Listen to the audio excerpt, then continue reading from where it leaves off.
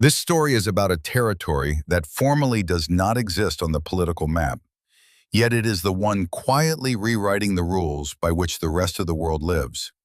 I will tell you about an invisible line drawn through the middle of the capital of one of the oldest states in Europe. This line is drawn neither on the ground nor in law. It can only be seen through the eyes of someone who knows how to read the symbols of power. Today we will try to look exactly that way. Not as tourists, not as viewers of the evening news, but as investigators, carefully collecting the evidence that everyone else fails to notice. What is at stake here is far more than the eccentricities of British ceremony. At stake is the explanation of why your bank account loses purchasing power every year, why housing prices in big cities have come untethered from any logic, why regulators each time explain financial crises by unforeseen circumstances and yet never find anyone responsible. At stake is the link between a thousand-year-old feudal relic and the ordinary envelope with a bill that you find in your mailbox. At stake is the question of whether there is a place in the world where money can be entirely separated from the state, and who pays for that separation, if not the owners of capital themselves. We will dismantle this architecture very carefully. Dusty 10th century charters, small gilded buttons on uniforms, the demography of a phantom district, strange elections in which not people but legal entities cast votes, the figure of a man who has his own seat at the very heart of Parliament, but whose name you do not know.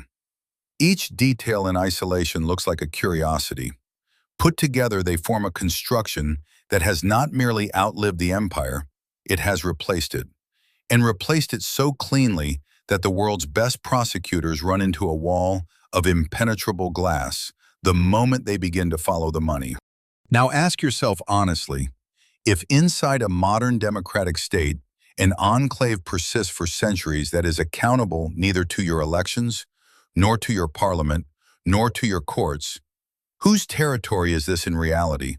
And to whom in it do you belong? What matters more, the convenience of a beautiful ceremony in which the monarch bows to a stone dragon, or your right to know exactly where the taxes you pay are going? Listen, this story is about exactly that. Look at these frames more carefully, because what you see is not a theatrical reconstruction and not a medieval festival for tourists. You are watching the reigning monarch of Great Britain halt his procession before a pedestal with a stone dragon at Temple Bar. The monarch stands and waits because he has no right to cross this invisible line without the permission of the Lord Mayor of the city. To a casual observer on the pavement, this is a beautiful ceremony with the solemn handover of a pearl sword, a lovely shot for a tourist photograph. But to an investigator who can read legal symbols, this is first-order evidence, documentary confirmation that the Crown does not hold absolute power over this territory. While you watch the gilded carriages and listen to the rolling of the drums, your bank account is slowly losing its purchasing power. The link between this parade and your wallet is direct, though carefully concealed. Inflation, the unrelenting rise in housing prices, financial crises that regulators each time explain by unforeseen circumstances, all of this is not a series of random disasters, but the predictable consequence of the work of a gigantic pump that has been siphoning capital out of the real economy into a gray zone for centuries. While you pay taxes and parking fines, in the very heart of London, there exists an enclave where transnational corporations live by laws rooted in the 10th century, and at the same time are reliably shielded from any financial monitoring. Today, we open the audit of the most complex, entangled offshore construction in the history of humankind. In the next hour, we will pry open the mechanism of the so-called web, the system that allows money to evaporate in the London fog and resurface fully laundered on the Cayman Islands. By the end of this investigation, you will understand why not a single prosecutor in the world, neither in Washington nor in Moscow, is able to reach the ultimate beneficiaries. The case of the City of London is hereby declared open. Let us shift into the airspace above the British capital.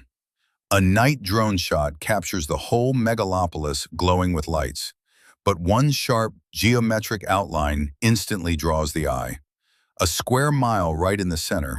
Through a cartographer's eyes, this is just another city district, nothing especially remarkable. But through the eyes of a constitutional historian, this is a quarantine zone where the power of Parliament ends and the jurisdiction of a wholly different entity begins, a corporation. The glass skyscrapers here stand not on ordinary British soil, but on a foundation of ancient privileges older than the kingdom itself. In any investigation, numbers speak louder than witnesses, so let us turn to them at once. The area of this patch of land is just 12 square miles, smaller than the territory of an exhibition park. Yet this microscopic plot generates almost 3% of the gross domestic product of the entire United Kingdom. The density of capital here is so anomalous that financial gravity begins to deform space itself, allowing transactions to clear faster than regulators can record them. The next piece of evidence is the men in uniform. If you commit an offense in Chelsea or Soho, officers of Scotland Yard will arrive. But here, inside the square mile, a wholly different force patrols, in tunics with unique gold buttons and red and white checker bands. The city has its own police, which does not answer to the Home Secretary, but reports directly to the corporation. Why does a financial quarter need a private security force? The answer is simple. What needs guarding here is not people but secrets. Here, a key terminological trap lies in wait, and 99% of people fall into it. When we say, the Mayor of London, most picture a single person running the capital. In reality, there are two completely different offices. There is the Mayor of London, elected by millions of city dwellers. His face is familiar to everyone. And there is the Lord Mayor of the city, whom you have almost certainly never seen. This man is chosen not by citizens, but by medieval guilds. Abroad, he holds a status equated to that of a cabinet minister, although he bears no responsibility either to voters or to the Prime Minister. A constitutional historian working in the Guildhall archives shows us dusty scrolls that are considered here not museum exhibits, but living legal documents. The Charter of William the Conqueror of Odna Tisicha Shestisatsim still functions as a writ of protection for the city, and this is no metaphor. The city turned out to be the only territory that William the Conqueror could not take by force and chose instead to buy with a treaty. This sovereignty was not granted from above. It was acquired in a deal sealed 1,000 years ago and never since rescinded. The demographic statistics of the district look like a glitch in the database. At night around Voisim, null people live here, the population of a small village. But every morning the city's floodgates open, and a stream of more than Pisot, no clerks, lawyers, and bankers pours in. This is a ghost city that comes alive strictly during exchange hours. Here one does not live, one functions. This is not a residential neighborhood, but an operating system processing global financial flows. A natural question arises. Who benefits from this duality, and why does a feudal relic persist for centuries inside a democratic state? The answer lies in the Magna Carta. The famous 13th clause declares that the City of London shall keep all its ancient liberties. The city's lawyers have virtuosically turned the word liberties into a synonym for impunity. This is not merely a tribute to tradition. It is a legal shield against which every attempted reform has shattered for centuries. So before us is not merely a financial quarter. By every sign, this is a sovereign state of shadow capital embedded in the body of Britain, with its own head, its own police, its own courts, and its own money. Money which knows no borders, no morality, and no national allegiance, obeying only the algorithms of profit. But who really runs this territory? The answer forces us to abandon schoolbook ideas of Western democracy and step inside the halls of the Guildhall. The official brochures give a resonant answer, the Lord Mayor. But the moment you ask exactly who ticks the ballot box electing this authority, you collide with a legal anomaly that has no analog anywhere in the civilized world. The city's ceremonial town hall is the Guildhall. An outside observer will see here a piece of theater. Men in medieval gowns trimmed with fur, golden chains, ancient scrolls. It is easy to write all this off as British eccentricity, as harmless tribute to tradition. But a constitutional historian, looking at these rituals, sees not a carnival, but a tightly engineered machinery for holding on to power, in which 10th century scenery conceals a cynical but exceptionally effective filtering system that keeps outsiders away from the levers of control. In any democratic state, the principle, one person, one vote, applies. It is an axiom. But here in the square mile, this axiom is deliberately broken. The city is the only place on the planet where the right to vote is held not only by living people, but by legal entities. This is not a metaphor or a turn of phrase. Banks, insurance funds, and transnational corporations officially participate in the elections on equal terms with real voters, and their votes carry decisive weight. The system is called business voting, and it works on a principle that sounds absurd in the 21st century. The more employees you have, the louder your political voice. A large international bank with a staff of 3, obtains the right to appoint 77 David electors on its behalf. Imagine if any major corporation could officially appoint deputies to a city council simply on the basis of its size. Here this is not a corrupt scheme, but a procedure enshrined in law. Let us turn to the dry figures of the electoral rolls. The permanent population of the city is around 0, real people who sleep, eat, and raise children here. But arrayed against them stands an army of 24 votes belonging to corporations. The arithmetic is merciless. Democracy here is a fiction. Living residents are in an absolute minority in their own home, and power is chosen by boards of directors, not by citizens. But even if residents manage to overturn this numerical disadvantage, they would immediately collide with the second defensive perimeter, the candidate selection system. For your name to appear on the ballot at all, you must first be approved by the so-called livery companies, the direct heirs of the medieval craft guilds, the guilds of wool merchants, fishmongers, apothecaries. Today, alongside the ancient guilds, entirely modern structures have been added. The Guild of International Bankers, the Guild of Tax Advisors, the Guild of Aviation Pilots. All of them are closed clubs for the elite, and it is they who decide who is worthy of running the city. In effect, this is a corporate filter, ensuring that power will never fall to a person from the street capable of putting the interests of financial capital at risk.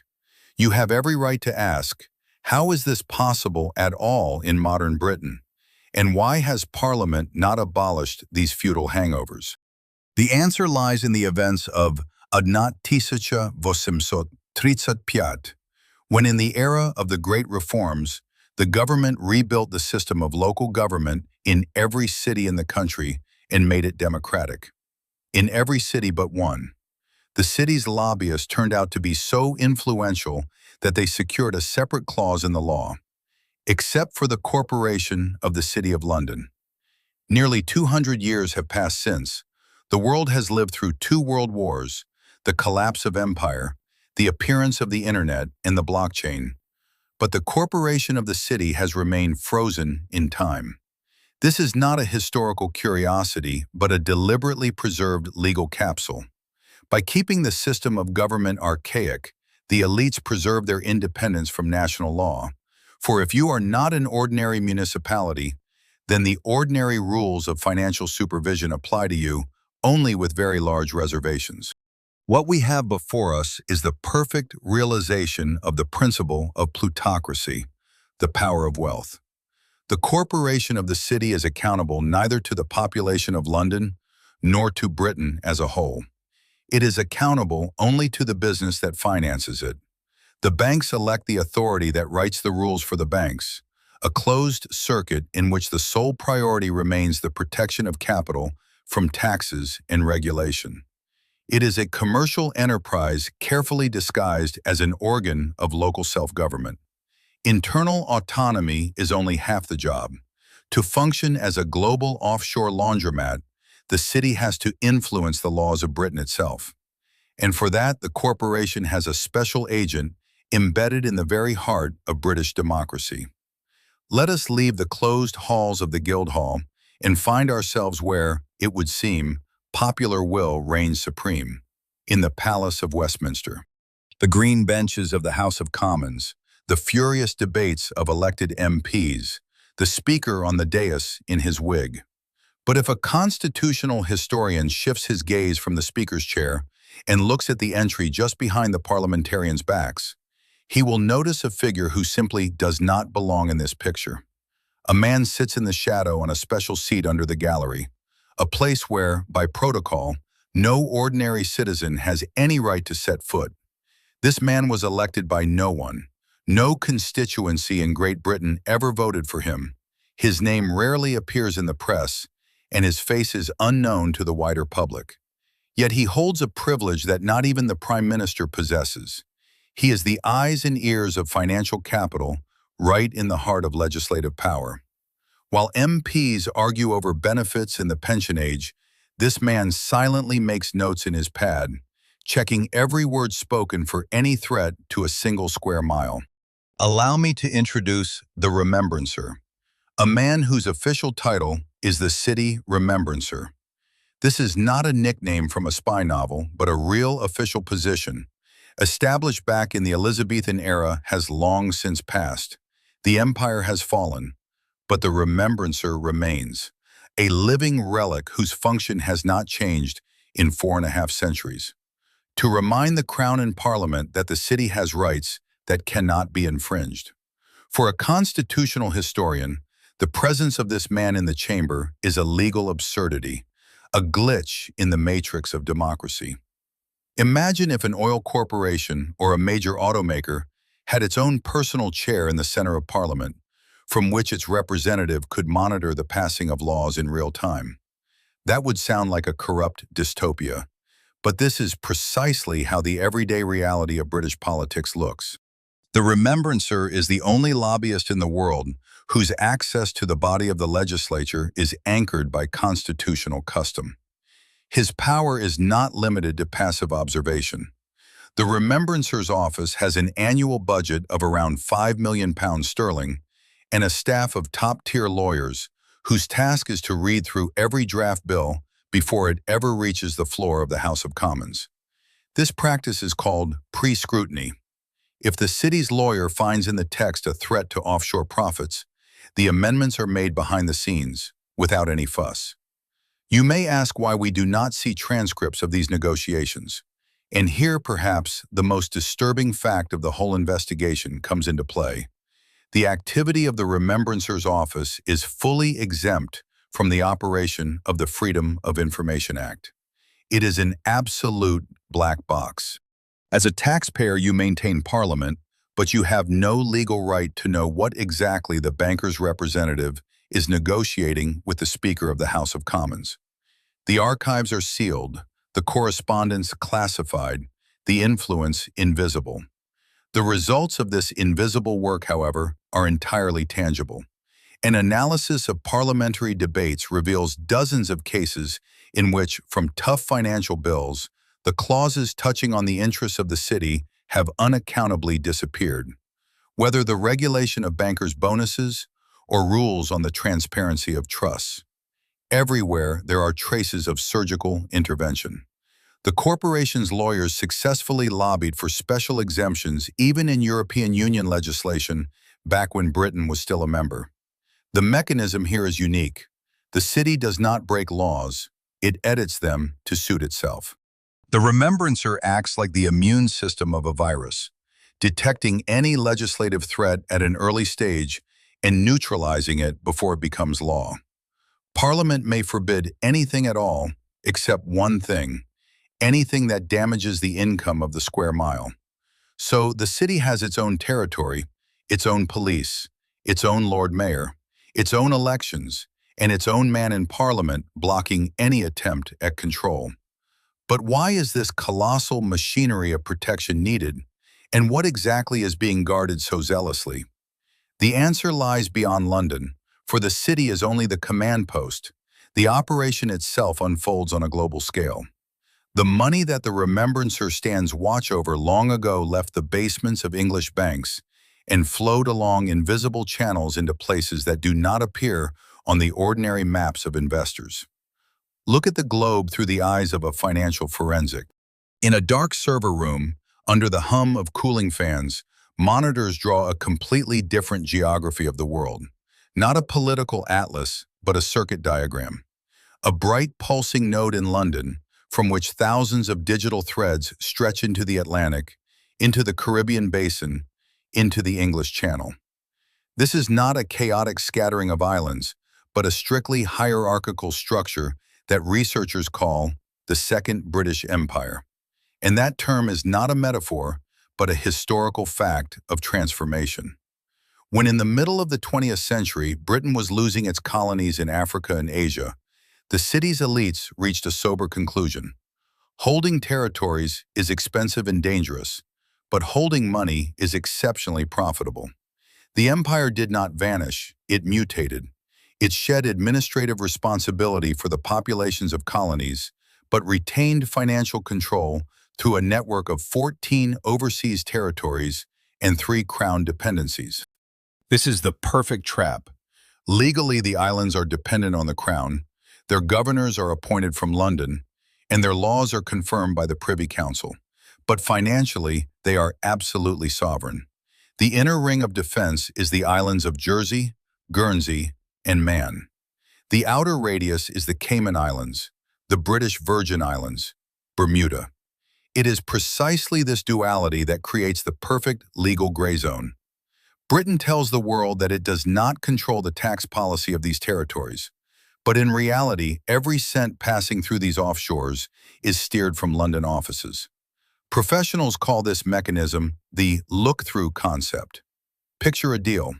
The lawyer sits in a skyscraper in the city, the accountant is in the next room, the real owner of the money is in Moscow or Riyadh, but on paper the deal is done by a company registered in a post office box on the island of Tortola.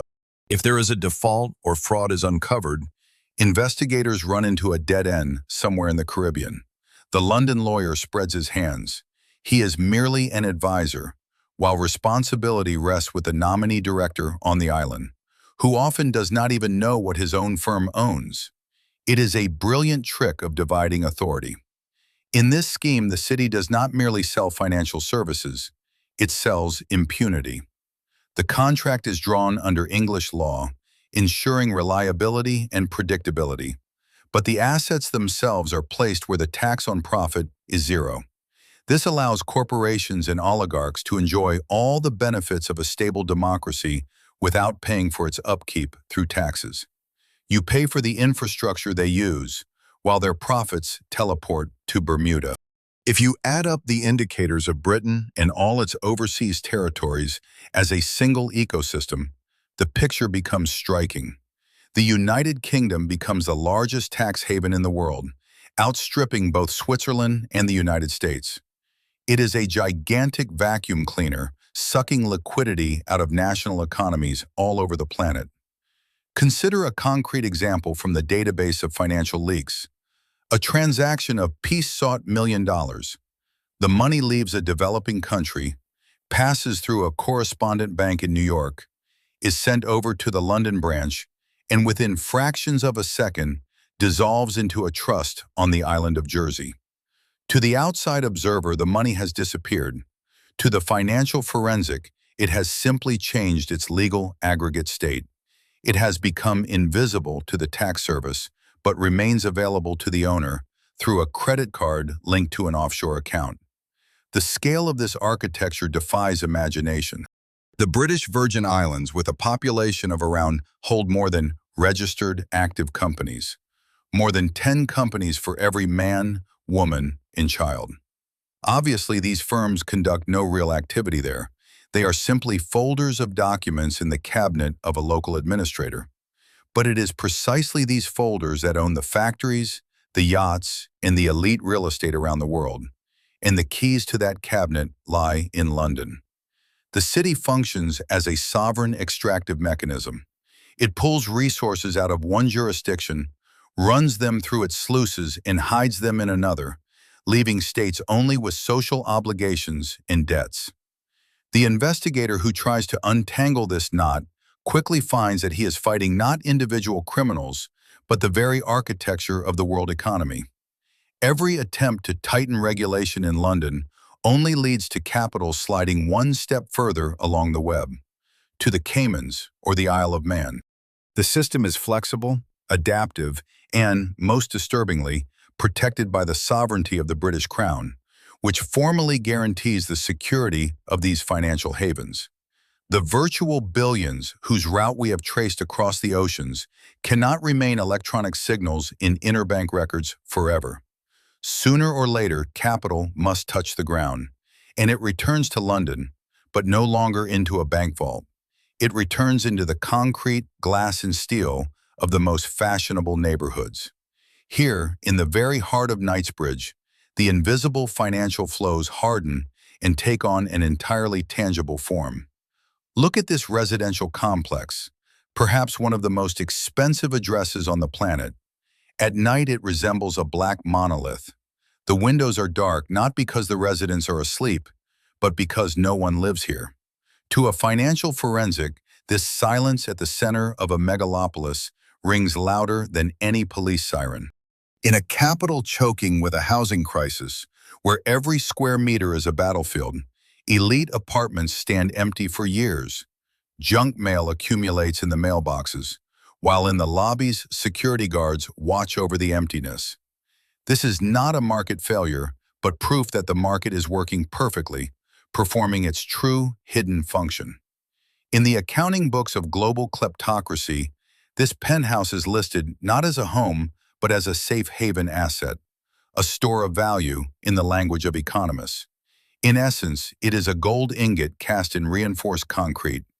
Buying an apartment here is no different from renting a bank vault in Zurich, with the sole difference that this vault is visible from space and by its very existence deforms the economy of an entire country.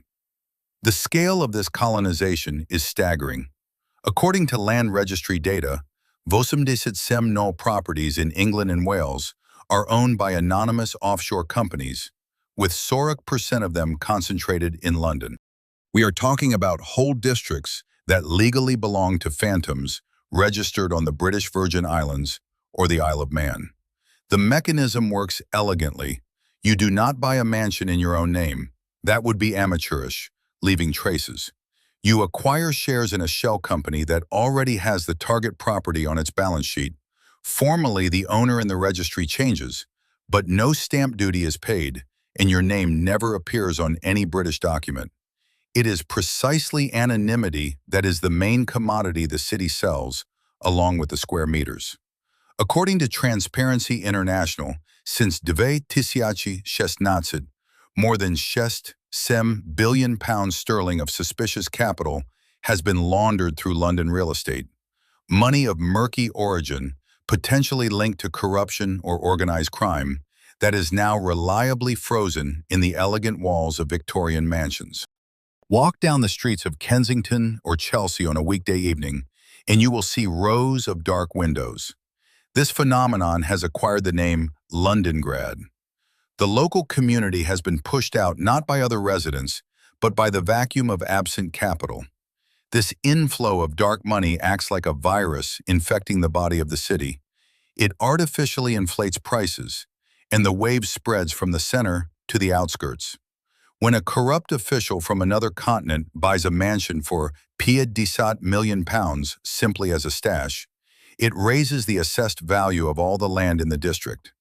As a result, you pay for your mortgage or rent not because wages have risen, but because the London real estate market has long been unhooked from the local economy and tied to global corruption. Stop for a moment and grasp this connection. The difficulty you face when trying to buy a home is the direct consequence of the ease with which an anonymous offshore firm can buy a whole street. If this breakdown gives you new optics for understanding the world economy, confirm it. Subscribe to the channel and share this material.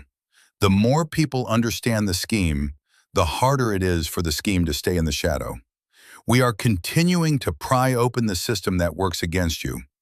But how exactly are the names of the real owners hidden? The answer to that question is found not in dark alleys, but in the brightly lit offices of law firms with a view of the Thames. We have to understand how the mechanism for the final severing of the link between a person and his asset is built. Most people are used to thinking of ownership as something whole. You bought a car, the car is yours. You bought a house, the house is yours. But in the jurisdiction of Anglo-Saxon law, the concept of ownership can be cut like a sheet of paper. It is precisely this legal operation, unthinkable for continental Europe or Russia, that creates the perfect invisibility. Unlike Roman law, on which the codes of most countries in the world are built, where a thing can have only one master, the English system allows the title of owner to be split in two.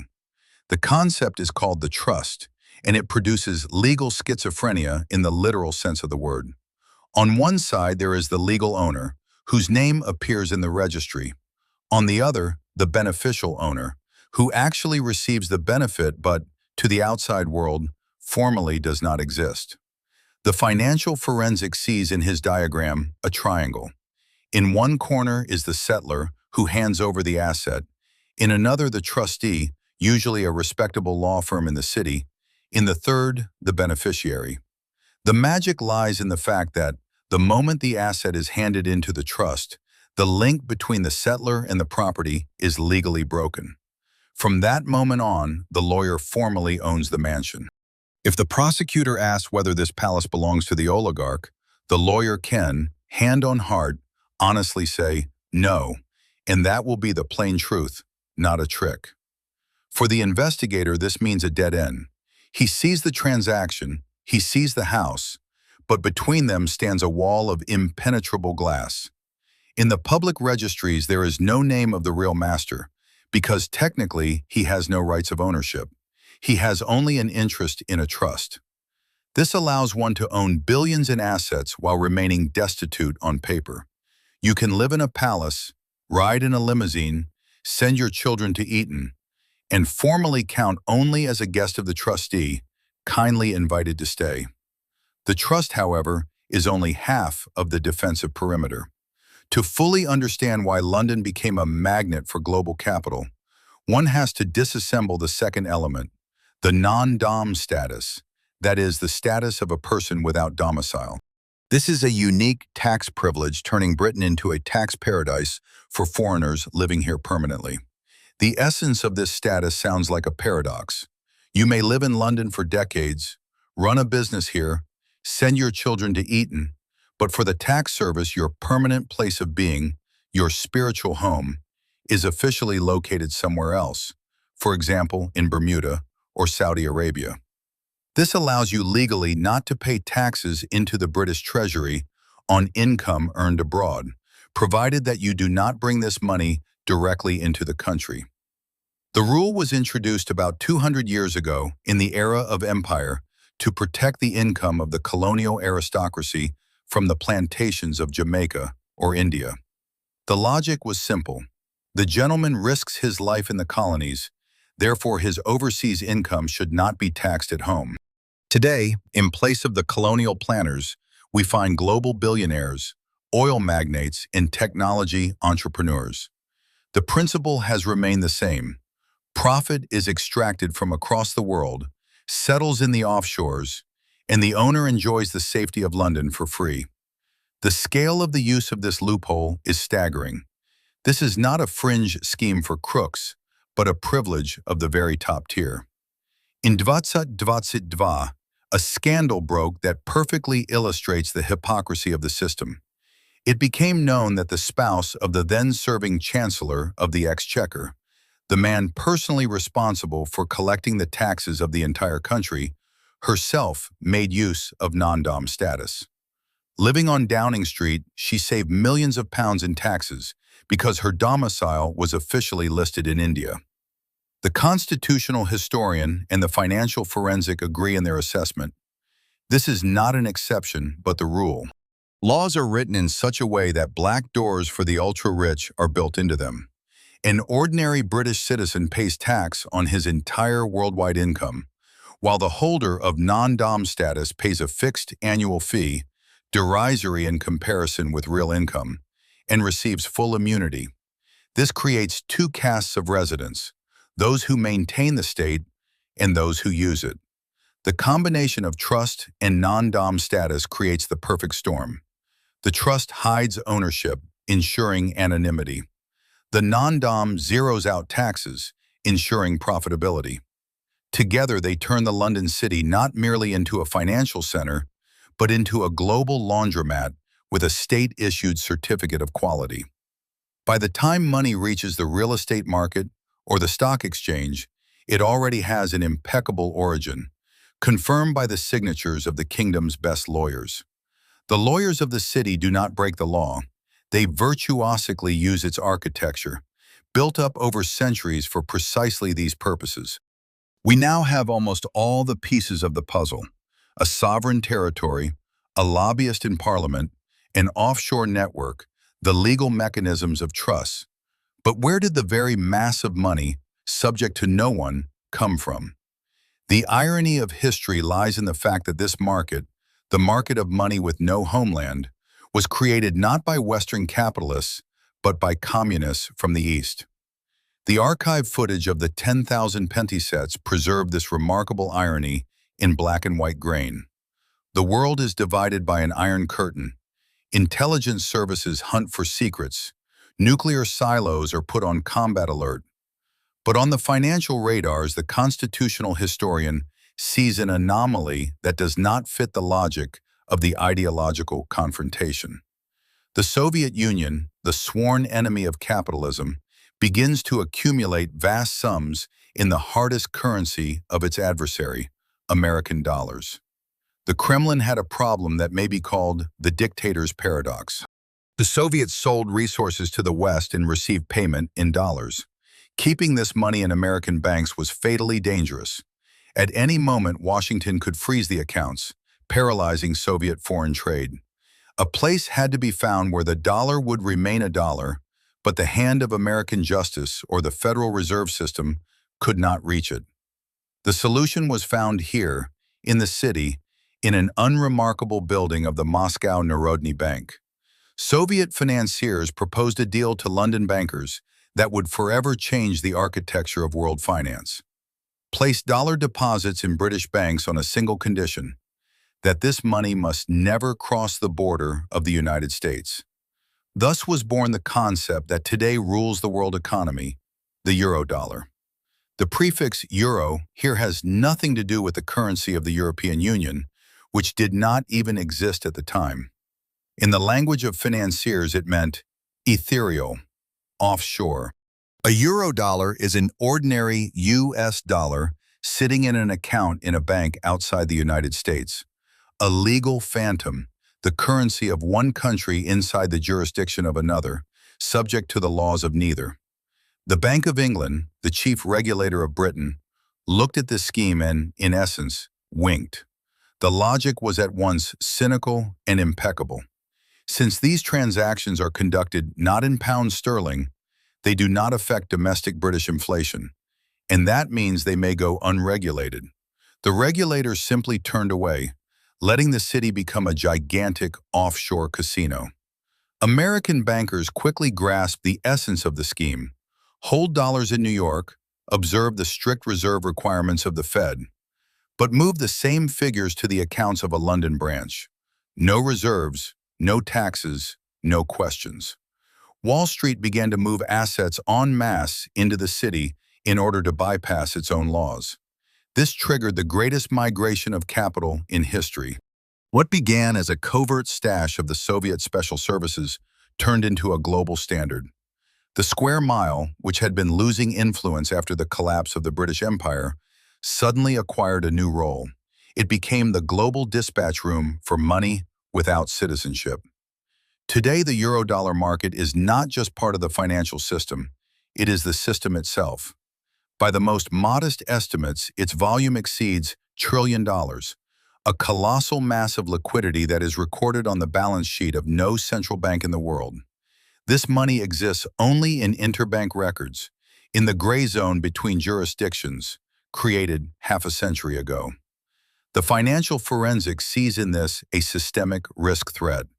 Since this market is regulated by no one, in the event of a crisis, no one is obliged to save it. Loans are issued, debts are sold on, derivatives multiply, but there is no foundation under this pyramid. The whole construction rests on the word of honor of London bankers and the silent consent of regulators, who are afraid even to touch this colossus. The irony of history here reaches Shakespearean proportions. The capitalist prosperity of modern London, its glass and steel skyscrapers, its status as a global financial center, all of this is built on a foundation laid by a communist regime. The Soviet Union collapsed 30 years ago, but the instrument it invented for evading state control lives and prospers, serving no longer the party nomenclatura, but the global oligarchy. It was precisely this market that became the fuel for the so-called Big Bang of the large-scale deregulation conducted by Margaret Thatcher. But the constitutional historian in the archive understands. Thatcher merely legalized what had de facto existed for decades. The city did not need to be taught about freedom from rules. It had been the very architect of that freedom, building a space where money is separated from the state as reliably as oil is separated from water. The Soviet Union created an instrument that was conceived as a defense against capitalism, and it was precisely this instrument that became the main engine of capitalist globalization. The old model, based on banking records and telex, served faithfully for half a century. But the world is accelerating, and the city, this ancient predator, senses the scent of change. Brexit threw into question the traditional ties with Europe, and the pressure of regulators on classic offshores grows from year to year. The system needs a new form of invisibility, faster and even more invulnerable to law. The offshore empire is not vanishing, it is being digitized. Let us look at Brexit not through the eyes of a politician, but through the eyes of an investigator. Many call the exit from the European Union an economic suicide, but from the point of view of shadow capital, it was a brilliant prison break. European anti-money laundering directives were becoming ever more suffocating for the corporation. The divorce with Brussels untied the hands. Now that the supervisors of the Implot U have remained on the other side of the channel, London has received a carte blanche to build its own regulatory environment. And the first casualty of that freedom were the rules restraining financial risks. In the atmosphere of the square mile, the scenery is changing. Instead of the heavy oak doors of old banks, the glass partitions of co-workings, instead of strict suits, hoodies with the logos of crypto exchanges. The financial forensic is not fooled by these changes. The essence of the process remains the same, the search for legal loopholes, only now the instrument is no longer a paper trust, but program code. Onto the stage steps the concept of Singapore on Thames, turning London into a deregulated haven for digital assets from across the world. The chief weapon of this transformation became the so-called Edinburgh Reforms, announced by the government at the end of 2022. Behind the dull bureaucratic name lies a radical dismantling of hundreds of laws inherited from the European Union. The declared aim, to unlock the potential of the city, in the language of financiers, means switching off the safety systems for the sake of transaction speed. This is not just regulatory reform, but an invitation for capital that has become uncomfortable in the transparent jurisdiction of Europe. While American regulators were staging show trials against crypto giants, London rolled out the red carpet before them. In the strategy for financial services and markets adopted in 2003, the aim of making Britain a global crypto hub is written in black and white. The logic here is as cynical as it is impeccable. If the money is dirty but digital, it nevertheless remains money. The city is striving to become the chief operator in a world where the origin of a Bitcoin is significantly harder to verify than the origin of a gold ingot. Traditional banks are giving way to fintech companies that use the infrastructure of the city but operate at lightning speed, often outpacing the capabilities of financial monitoring.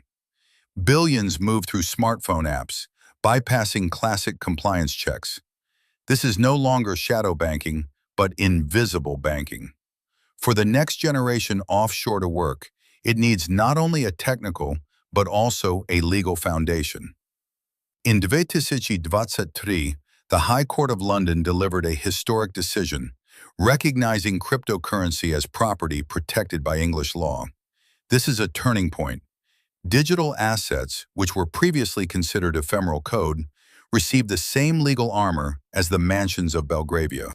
For the world oligarchy, this is an unambiguous signal. Your crypto wallets here are as safe as your yachts. A disturbing historical rhyme runs through all this. Just as in the Udna Tisets Pathusets, the Bank of England closed its eyes to the eurodollar market, allowing an offshore empire to be created, so today it closes its eyes to stablecoins and tokenized assets. The mechanics are the same, the creation of a parallel currency system, formally tied to the dollar or the pound, but in fact controlled by no central bank.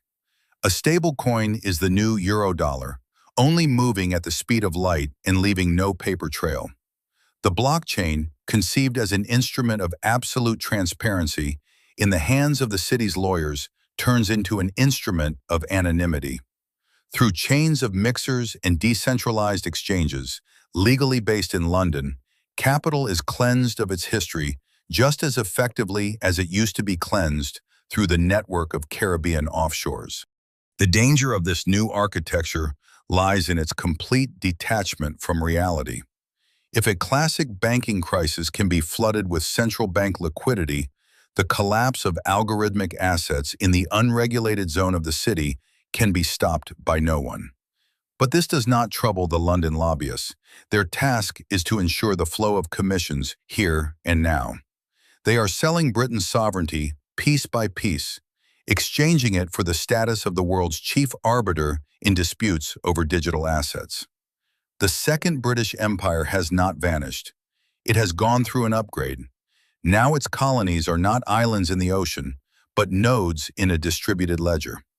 The City of London sits once again at the center of the web, controlling the encryption keys the way it once controlled the maritime trade routes. Brexit proved to be not the end of global Britain, but the beginning of its mutation into something more predatory and less visible. The city has shed its old skin and no longer needs European rules of decency. In a world where wars are waged in cyberspace and currencies become virtual, London has staked out its place as the chief refuge for capital that has neither homeland nor conscience. The circle has closed. We began with the ancient charters of the 10th century and have arrived at the smart contracts of the 21st. The instruments have changed, but the principle has remained inviolable. The power of money must be absolute and accountable to no one. Dawn over the Thames. The fog that wraps London begins to disperse, revealing the true contours of the city. In this time, we have traveled the road from the ancient walls of a Roman outpost to the invisible digital bastions guarding the capital of the 21st century. What looked like a historical curiosity, men in medieval gowns, strange titles, gilded carriages, has on closer inspection turned out to be a perfectly tuned mechanism that has outlived the empires of kings and world wars. We have collected enough evidence to reclassify the status of this object. The city is not a financial quarter and not a business center. Before us stands a sovereign political entity parasitizing on the body of the British state. The business voting system turns democracy into a farce, handing power to corporations instead of people. The presence of the Remembrancer in the British Parliament ensures legislative blockage of any attempt by society to take control of the flows of shadow capital. This is not corruption in the usual sense, and not a system failure. This is the system itself, working exactly as it was conceived. Look at the map of the Second British Empire that we have reconstructed in the course of the investigation. The threads stretching from the Guildhall to the Cayman Islands, Jersey, and Bermuda are the circulatory system of global kleptocracy. Using the legal fiction of trusts and offshore companies, the lawyers of London sever the link between crime and profit. The stolen budgets of developing countries, the proceeds of drug trafficking, the bribes of officials, all of this, passing through the sluices of the city, is turned into respectable investments protected by English law. The peculiar cynicism of the situation is that this architecture of impunity is financed by you. While national states all over the world struggle with budget deficits, cut spending on medicine and education, raise the pension age, trillions of dollars flow into this black hole on the bank of the Thames. Globalization has worked selectively. It has destroyed borders for capital, allowing it to move instantly to wherever taxes are zero, but it has preserved borders for people, locking them in jurisdictions with strict fiscal control. The city is a monument to this inequality. Our analysis has shown the astonishing adaptability of this organism. When in the 10,000 pieces sets the British Empire collapsed, the city did not perish under its debris. It invented the eurodollar market, turning Soviet fears into British assets. When in the 21st century the world began to demand transparency, the city used Brexit to throw off the shackles of European regulation and slip into the digital shadow of cryptocurrencies. This proves the square mile has no ideology, no genuine allies, and no moral principles. There is only one imperative: the protection of capital from any outside interference. The skyscrapers of the city, which we see from a bird's-eye view, no longer look simply like buildings. They are gigantic server cabinets in which the secrets of the world elite are stored.